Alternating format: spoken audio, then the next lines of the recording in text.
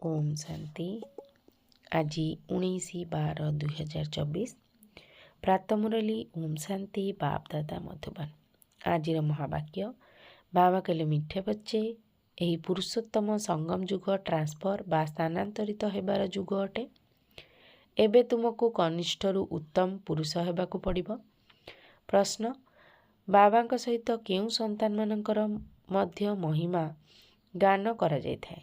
उत्तर जो माने शिक्षक होई अनेक आत्मांकर कल्याण करिबार निमित्त होइथांती बाबांक सहित सेमानंकर मध्य महिमा गायन करा जायथाय।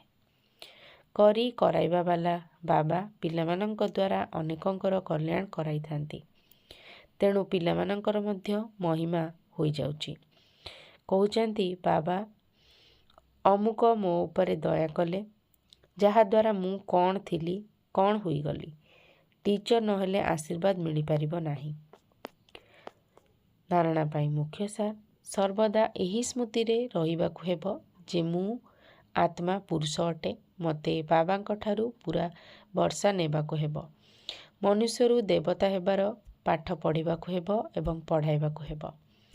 सारा दुनिया रे जेउ सबु अभिनय चालुची से सबु पूर्व प्रस्तुत ड्रामा अटे। एथिरे पुरुषार्थ एवं प्रारब्ध दुईटी जाक निर्धार्य रहिची। पुरुषार्थ बिना प्रारब्ध मिली पारिबो नाही।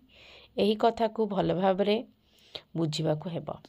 वरदान जेकोसी सेवा को सच्चा हृदयर सहित बा लगन सहित करुथुबा सच्चा आत्मिक सेवाधारी हुओ। सेवा जहाँ भी होइथाउ किंतु सेही सेवा को जदि सच्चा हृदयर सहित बा लगन अर्थात स्नेहर सहित करा जिवो तेबे सेथिरे 100 नंबर मिलिबो।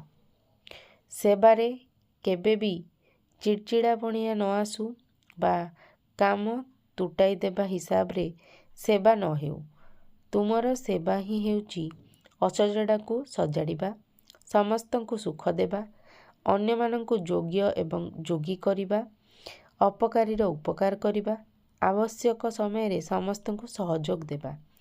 एही भली सेवा करुथुबा आत्मा माने ही सच्चा आत्मिक सेवाधारी अटंती।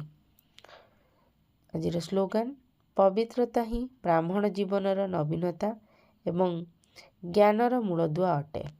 ओम शांति।